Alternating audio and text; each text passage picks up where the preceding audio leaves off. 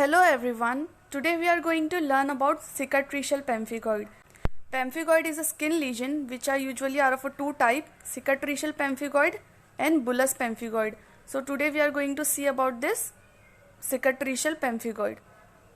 So this cicatricial pemphigoid is nothing but a chronic subepithelial autoimmune disease which is predominantly involve mucosal surface and results in mucosal blistering, ulceration and subsequent scarring of the lesion.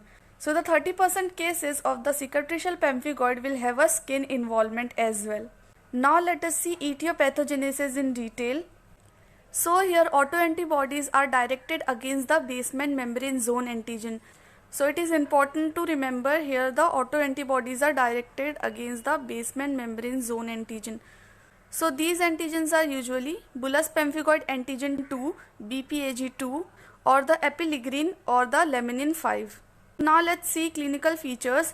So it will going to affect older individuals more, age group between 40 to 60 years of age. Here females will be more involved as compared to males.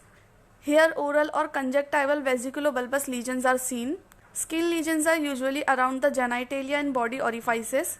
Here lesions are healed by scar formation. It is very important to remember here lesions are healed by scar formation because this feature differentiate it from bullous pemphigoid, because in bullous pemphigoid there is no scar formation.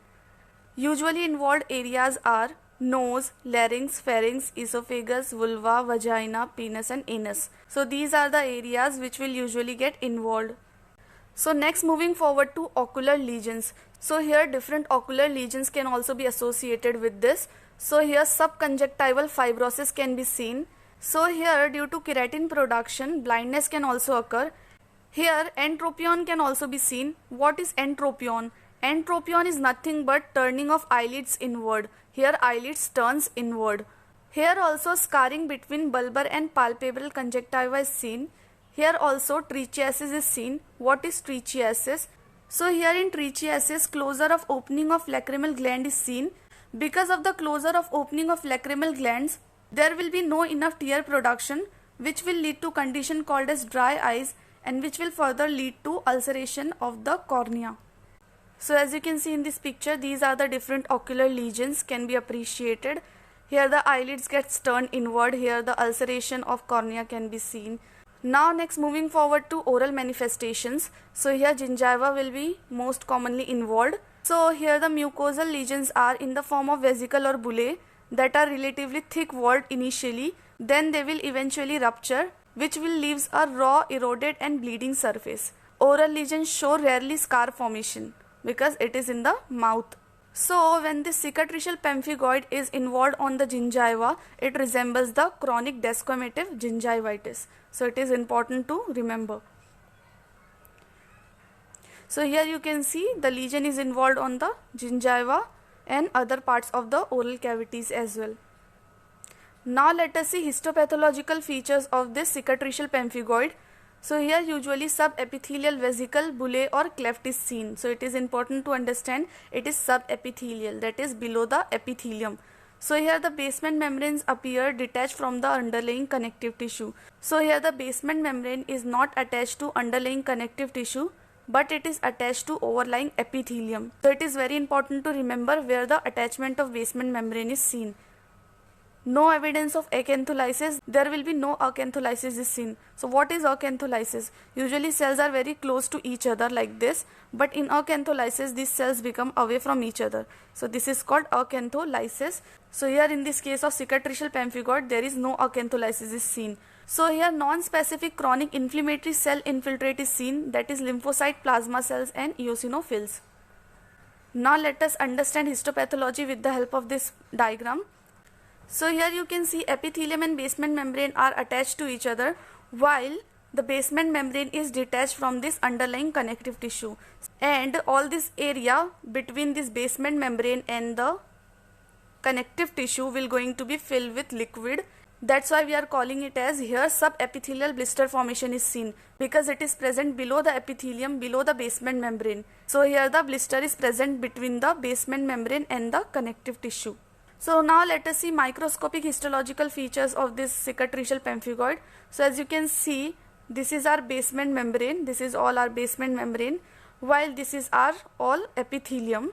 So this is all our epithelium. So as you can see here, the basement membrane and epithelium are attached, while you can see this is our underlying connective tissue. These all are the underlying connective tissue.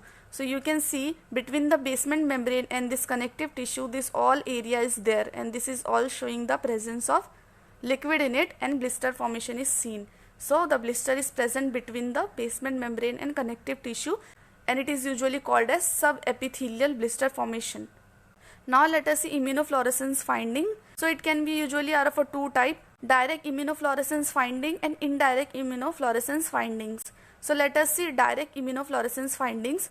So here what we will see, there will be IgG C3 along the basement membrane zone is appreciated. So as you can see, all these light green structures which is along the basement membrane is indicating is nothing but presence of IgG and C3 along the basement membrane zone.